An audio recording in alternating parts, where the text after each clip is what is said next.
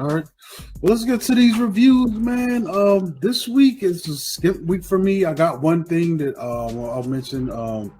And it was a great one though. I will say that. So I did go and see the film Belle.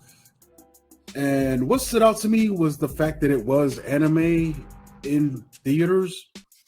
So that's my new twist, man. If I see anime come up on the schedule, I'm going to take an effort to see it, even if I don't know anything about it.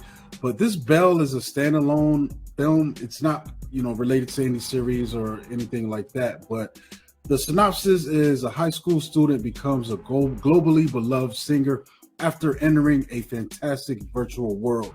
She soon embarks on an emotional and epic quest to uncover the identity of a mysterious beast who's on the run from ruthless vigilantes. So there's so many things that are charming about this film. I didn't even watch the trailer before I went to go see this. I just saw maybe a couple of still shots, and I knew that it was loosely based on Beauty and the Beast story.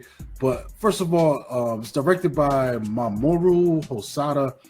And the theater I went to see it in, they were showing a dubbed version and the subtitle version. I ended up seeing the subtitle because of scheduling, but I will say this, it's beautiful. Like the first thing that hits you, the visual aspects of this thing are just amazing. It's just like I haven't seen this style of anime before. I've seen a lot of anime styles, but like there's two different things at play. There's a regular world with regular walking and talking people.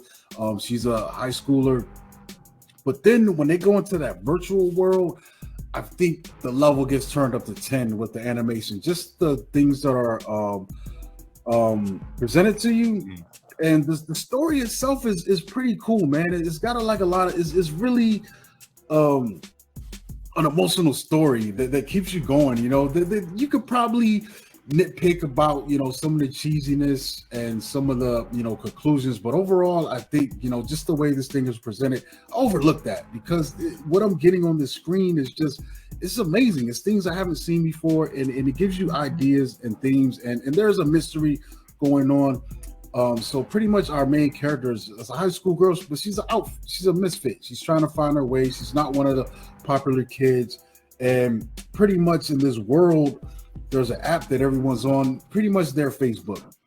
And once you go into this thing, you have to create your own character. You create a name, but the game uses your bio data to create how you're going to look in this world. And for some reason, she just comes out like as a beautiful person. But not only that, she's a singer, and her singing is beautiful. Like in the real world, she for some reason she can't bring herself to sing, but in this world, being anonymous and hiding behind this character, she sings, and all of a sudden she becomes like the most popular person in this world. But at the same time, there's this rogue character that pops up in this world, kind of like and we don't know who he is, but all I know is that the authorities in this world, they're trying to take this thing out, and he's a beastly character. He doesn't look like any other characters. All the other characters seem to be fun, but this guy comes in looking like a beast. That's what I'm looking at. Yeah, and eventually she ends up, kind of, being drawn to this character, and then the task is, who are you? Why are you? What are you like this? And I think that mystery unfolds in a really unique way that I didn't see coming. You know what I'm saying? And it's one of those things where everyone's in the movie, they're trying to figure out, who is this guy? Who's the real life version of this guy? There's this artist that they bring up that has similar characteristics. And it's like, nah, that's not him. There's another guy. That's not him. But the way it unfolds was really unique. And I thought it was really dope, man. But I will say, man, if it's playing near you, go and see it, because it did get a pretty wide release. It wasn't like a Fathom event. This was one that when I went to click on the app, it actually took my Regal pass. You know what I'm saying? So it wasn't like a Fathom event or anything.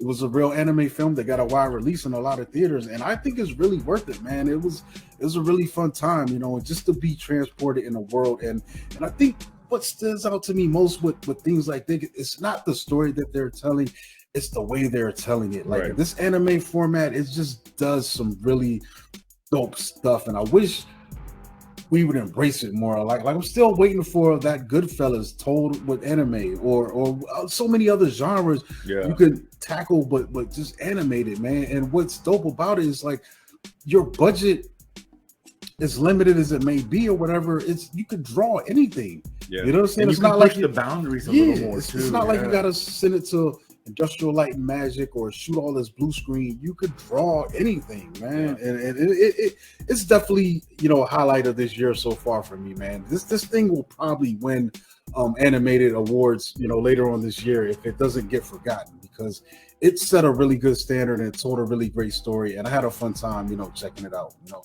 definitely go see Belle. You know.